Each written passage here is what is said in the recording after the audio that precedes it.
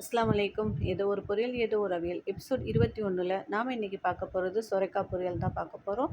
சொரைக்காய் எடுத்து நல்லா கழுவிட்டு தோல் எடுத்து வச்சுருக்கேன். அதை 4ஆக கட் பண்ணி க்யூபாக கட் பண்ணி எடுத்திருக்கேன். நான் பிஞ்சு சொரைக்காவாக எடுத்துருக்கிறதுனால உள்ள விதையை எடுக்காமல் தான் கட் பண்ணி வச்சுருக்கேன்.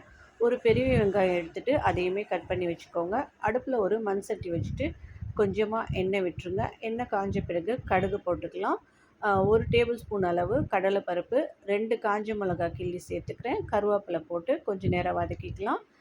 அது வதங்கின பிறகு அதிலேயே கட் பண்ணி வச்சுருக்க வெங்காயத்தையுமே போட்டு வதக்கி எடுத்துக்கோங்க. சுரைக்காயில் நீர் சத்து அதிகமாக இருக்குது.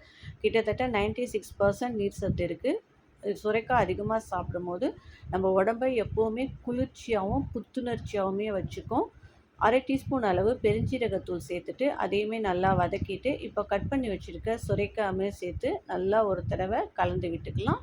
இப்போது இதுக்கு 1/4 டீஸ்பூன் அளவு மஞ்சள் தூள், தேவையான உப்பு போட்டு ஒரு தடவை வதக்கி விட்டுட்டு கொஞ்சமாக தண்ணீர் விட்டு ஒரு மூடி போட்டு வச்சுருங்க. வெந்து வரட்டும். இது தண்ணி காயாக இருக்கிறதுனால ரொம்ப சீக்கிரமே வெந்துடும். ஸோ கொஞ்சமாக தண்ணீர் விட்டுக்கோங்க.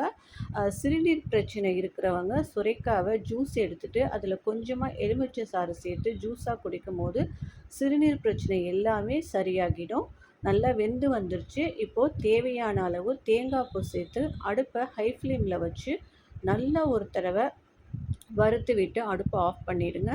டேஸ்டியான சொரைக்காய் பொரியல் நமக்கு ரெடி ஆகிடுச்சு. கண்டிப்பாக நீங்களும் ட்ரை பண்ணி பாருங்கள். அஸ்ஸலாமு அலைக்கும்.